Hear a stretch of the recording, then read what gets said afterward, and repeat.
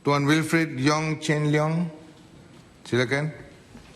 Terima kasih Yang di-Pertua. Soalan saya soalan ketiga.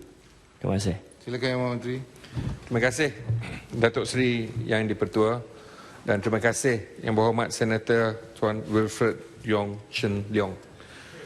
Datuk Seri Pertua, Kementerian Pendidikan Malaysia telah mengenal pasti faktor penurunan prestasi murid dalam mata pelajaran Matematik Sijil Pelajaran Malaysia SPM 2016. Antara faktor yang dikenal pasti menyebabkan penurunan prestasi adalah kelemahan murid dalam menjawab soalan yang memerlukan kemahiran berfikir aras tinggi.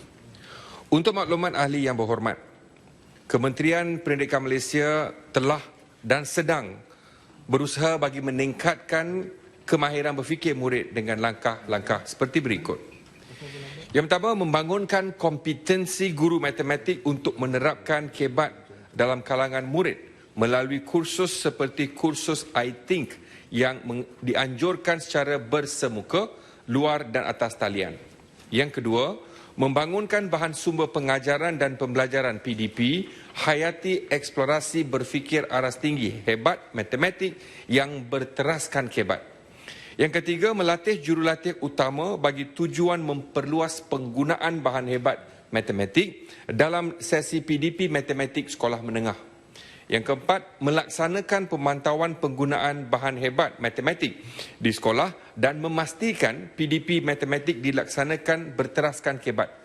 Yang kelima, menggalakkan PDP matematik berfikrah melalui pembelajaran berasaskan inquiry, pembelajaran berasaskan masalah dan pembelajaran berasaskan projek. Yang keenam, membangunkan modul PDP yang berteraskan kebat seperti modul pembelajaran berasaskan masalah dan pembelajaran berasaskan inquiry. Yang ketujuh, membiasakan murid dengan pentaksiran peringkat antarabangsa melalui modul kompilasi release items, teams dan PISA dalam kedua-dua versi bahasa Melayu dan bahasa Inggeris. Yang ke-8, mengadakan usaha sama dengan SIMEO RESCAM, Southeast Asian Minister of Education Organisation Regional Centre for Education in Science and Mathematics dengan izin dalam melatih guru matematik tentang kebat dan pembinaan item yang berteraskan kebat.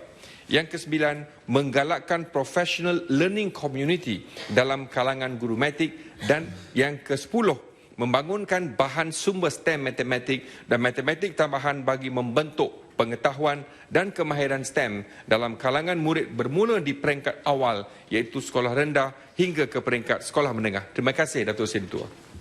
Terima kasih. Silakan Yang Berhormat. Terima kasih jawapan Menteri. Saya sedar apa yang Menteri cakap tentang dasar-dasar yang diperkenalkan. Tapi sejauh manakah, soalan tambahan saya, dasar sedia ada kementerian sebagai contoh PPSMI dan MBBI dan juga program yang dilaksanakan oleh kementerian di sekolah seperti DLP dan KEBAT dapat mempengaruhi pencapaian murid terutamanya dalam subjek matematik sejak dasar dan program tersebut diperkenalkan. Terima kasih. Silakan. Terima kasih Yang Berhormat Senator Tuan Wilfred Yong. Terima kasih Datuk Seri Yang di-Pertua. Dua perkara yang Yang Berhormat Senator bangkitkan ialah tentang aspek PPSMI yang mana tidak dipakai guna lagi, telah pun dimansuhkan dan kita masih berpegang teguh kepada dasar MBM-MBI. Dan salah satu program untuk memastikan dasar MBM-MBI ini dapat dilaksanakan dengan cara yang cukup baik ialah pengenalan program DLP, Dual Language Program. Dual Language Program ini pada awal kita dah nampak sekarang ada pencapaian, walaupun masih awal, tetapi kita nampak ada pencapaian yang cukup membanggakan. Guru-guru, yang pertama perkara DLP ini dilakukan bukan secara paksaan. Ini atas permintaan ibu bapa. Dan sekiranya ibu bapa minta dan sekolah itu mempunyai guru yang dapat mengajar DLP dan pada masa yang sama mempunyai kemudahan dan pada masa yang sama sekiranya purata pencapaian bahasa Melayu di sekolah tersebut boleh diterima oleh pengurusan KPM, maka kita akan memberi peluang. Dan ini dalam kita nampak ada peningkatan permohonan pelajar-pelajar di LP di seluruh negara. Maksudnya penerimaannya okey. Dan kita pula di Kementerian Pendidikan sentiasa mencari kaedah-kaedah bagaimana kita dapat meletakkan lebih banyak lagi cara-cara untuk membantu mereka. Dan kita sedar, seperti mana yang Berhormat kata sebentar, kita sedar bahawa pencapaian mata pelajaran matematik sejak 2-3 tahun ini menurun.